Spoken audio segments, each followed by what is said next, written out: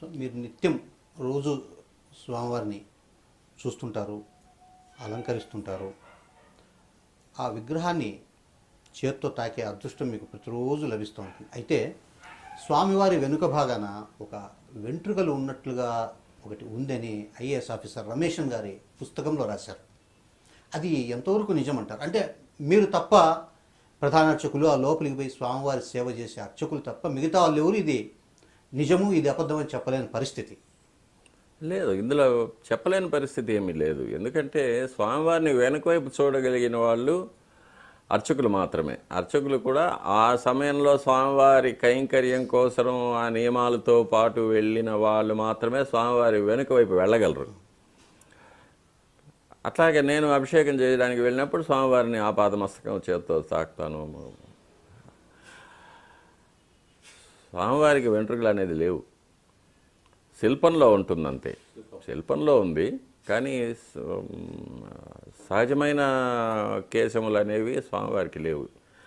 ఇదే కాకుండా స్వామివారి దేహం మెత్తగా ఉంటుందని, స్వామివారికి చెమట పడుతుందని, స్వామివారి పాదాలు మెత్తగా ఉంటాయని, ఇలాంటివి చాలా చాలా చాలా కొన్ని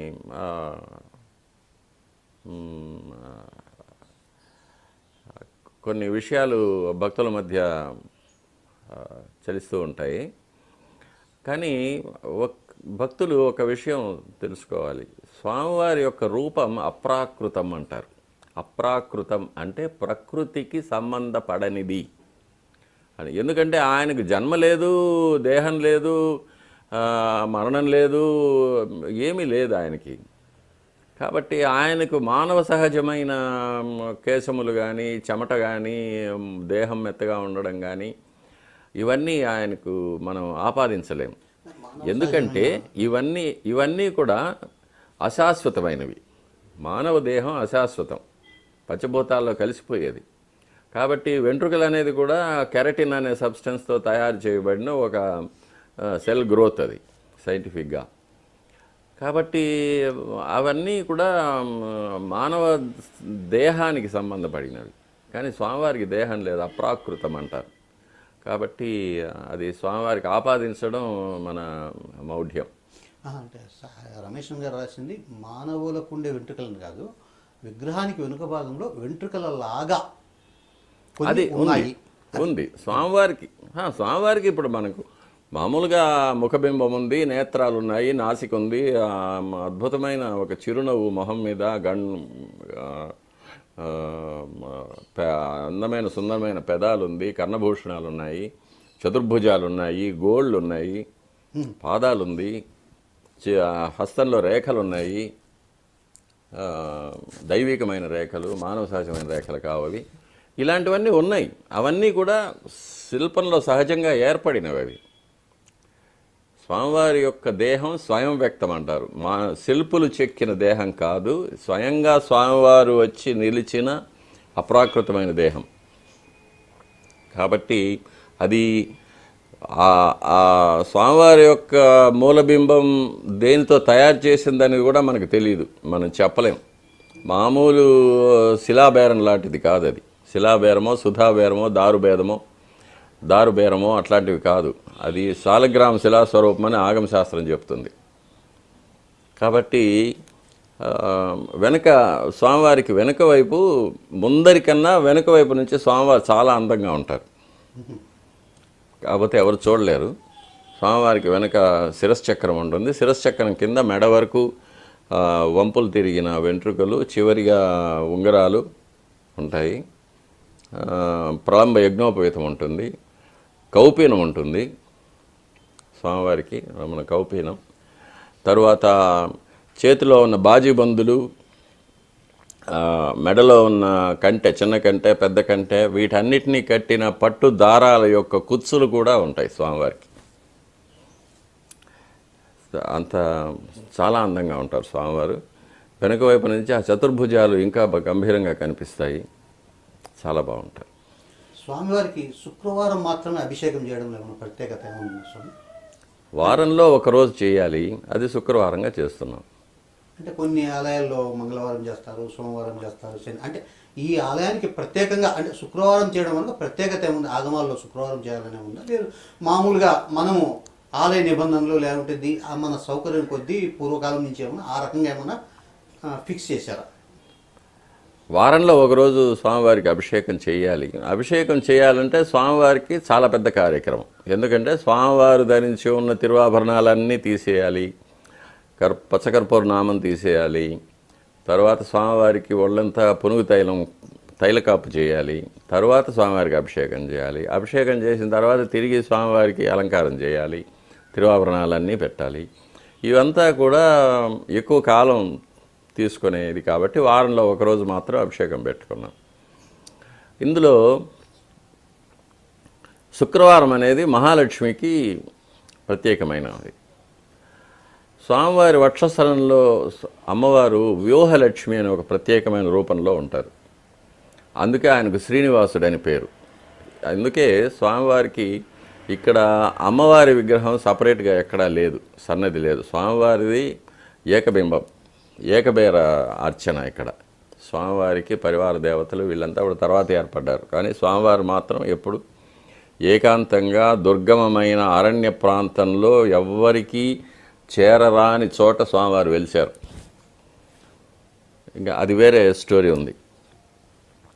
కాబట్టి ఇట్లా స్వామివారికి చేసినప్పుడు అమ్మవారికి కూడా చేయాల్సి వస్తుంది. కాబట్టి అది శుక్రవారం నాడే స్వామివారికి కూడా చేస్తే లక్ష్మీప్రదంగా ఉంటుంది. అట్లాగే వక్షస్థలంలోని అమ్మవారికి కూడా పసుపుతో హరిద్రోదక స్నానం తిరుమంజనం చేసేస్తామంటే స్వామివారికి అమ్మవారికి ఇద్దరికి ఒకేసారి అభిషేకం అయిపోతుంది అనేది ఇది సౌకర్యం కోసం అది ఏర్పడింది. అది మహాలక్ష్మి కటాక్షం కోసం, అది భక్తులు కూడా దర్శనం చేసుకున్న వారందరికీ కూడా లక్ష్మీ కటాక్షం కలుగుతుందని. ఈ ప్రక్రియ అంతా అభిషేకం ప్రారంభించి పూర్తయ్యేంత వరకు ఎంత సమయం దాదాపు? అభిషేకం మాత్రం 1 గంట సేపు జరుగుతుంది. 4:30 నుంచి 5:30 వరకు జరుగుతుంది. తర్వాత నిజపాద దర్శనం. అభిషేకం తర్వాత ఒక 15 నిమిషాలు స్వామివారికి అలంకారం ఉంటుంది. స్వామివారి దివ్యమైన దేహానికి ఉన్న తడినంతా వత్తి తీసిన తర్వాత కొత్త పట్టు ధోవతి, పట్టు ఉత్తరీయం, శిరోవస్త్రం, తలకు శిరోవస్త్రం కట్టి స్వామివారికి నడుములో నాగాభరణం, వడ్డాణం, స్వర్ణయజ్ఞోపవీతం అంతా అలంకారం చేసి స్వామివారి ముఖబింబంలో పచ్చకర్పూర ధూళి నీర్కాపు అని పల్సగా పూసిన తర్వాత స్వామివారికి వెన్న నైవేద్యం అవుతుంది. నవనీతం నైవేద్యం చేసిన తర్వాత పచ్చకర్పూరంతో హారతి చేస్తాం. దాని తర్వాత నిజపాద దర్శనం అయిపోయిన తర్వాత స్వామివారికి అలంకారం జరుగుతుంది. దీన్ని సమర్పణ అంటారు. ఇది తలుపులు వేసేసి చేస్తాం. సమర్పణ 1 గంట సేపు పడుతుంది.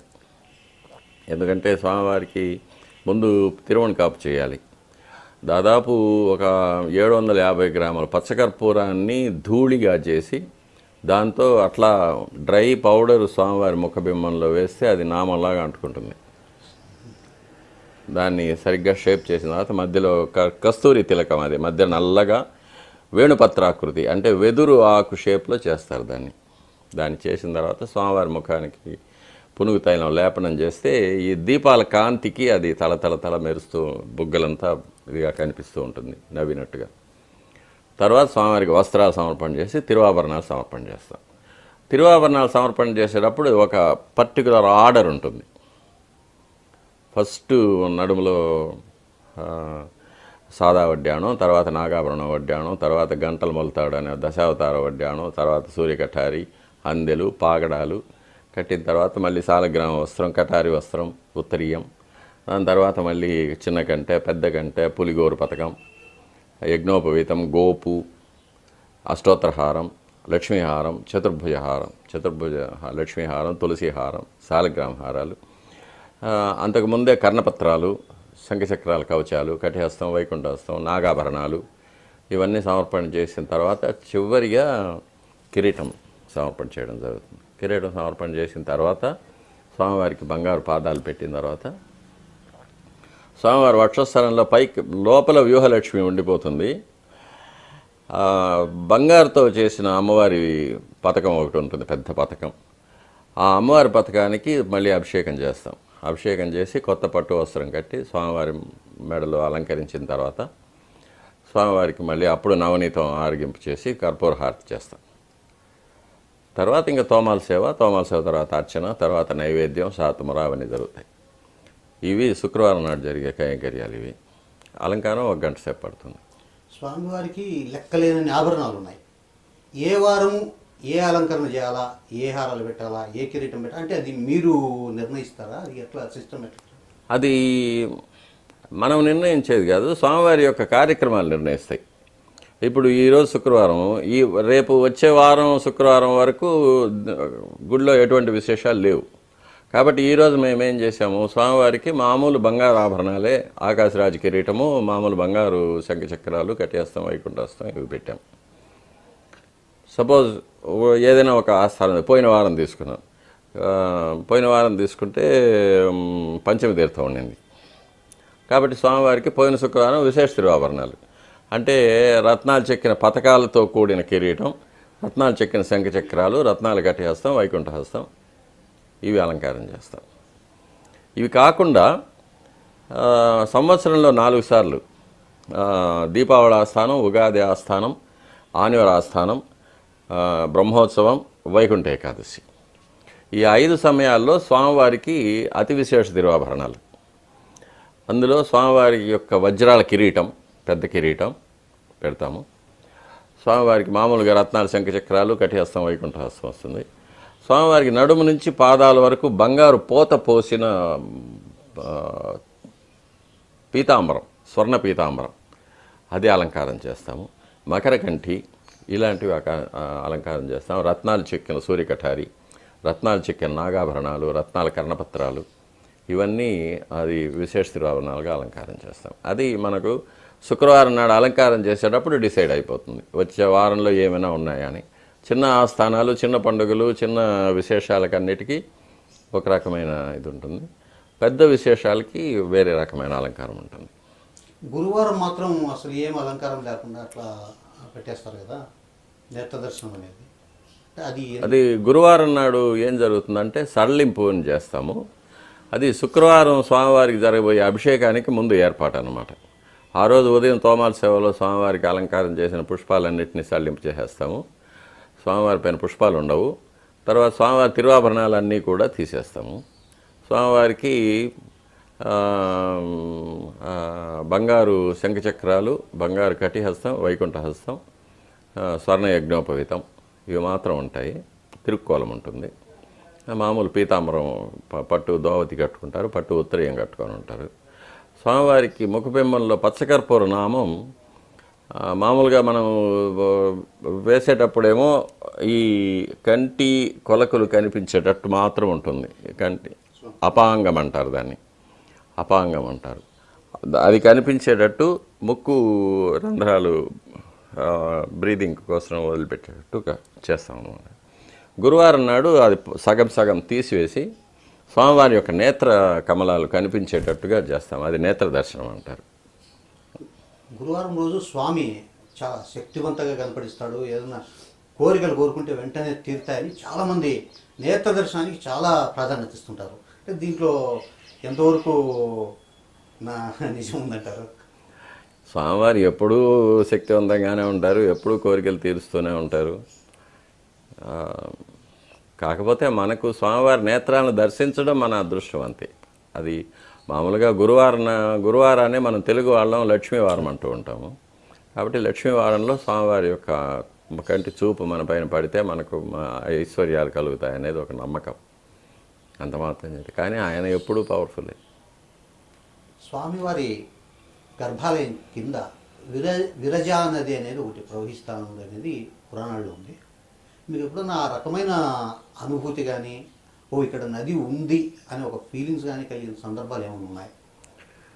ఫీలింగ్సే కదా, కంటితోనే చూసాము. 1964 ముందు స్వామివారి యొక్క గర్భాలయంలో వర్షాకాలంలో పాదాల దగ్గర నుంచి నీళ్లు పైకి పొంగి వచ్చేది. వెదురు చేటలతో నీళ్లు తీసి బయట పోసేవాళ్ళం. నేను చూశాను పెద్దవాళ్ళు చేశారు. అది కాకుండా గర్భాలయానికి నీళ్లు బయట వెళ్ళడానికి తూము లేకుండా ఉండేది. 64లో మహాసంప్రోక్షణ జరిగింది. అప్పుడు స్వామివారి యొక్క గర్భాలయం నేలకు రాతి పలకలతో ఏర్పాటు చేశాము. అప్పుడు అందుకే ఇప్పుడు కూడా మీరు చూస్తే స్వామివారి యొక్క పద్మపీఠం భూమి యొక్క లెవెల్ కన్నా తక్కువగా ఉంటుంది. ఈ భూమి లెవెల్ పైకి వచ్చింది కాబట్టి రాతి బండల వల్ల. రాతి బండలతో పెట్టి మూసేసిన తర్వాత ఇప్పుడు ఆ నీళ్ళు పైకి రావడం లేదు. తూము కూడా పెట్టేశాం కాబట్టి అభిషేకం చేసిన జలం అంతా కూడా బయట తూములోకి వెళ్ళిపోతుంది. కానీ ఇప్పుడు కూడా స్వామివారి పాదాలపైన చెవి పెట్టి వింటే లోపల నీళ్లు పారే శబ్దం వినిపిస్తుంది.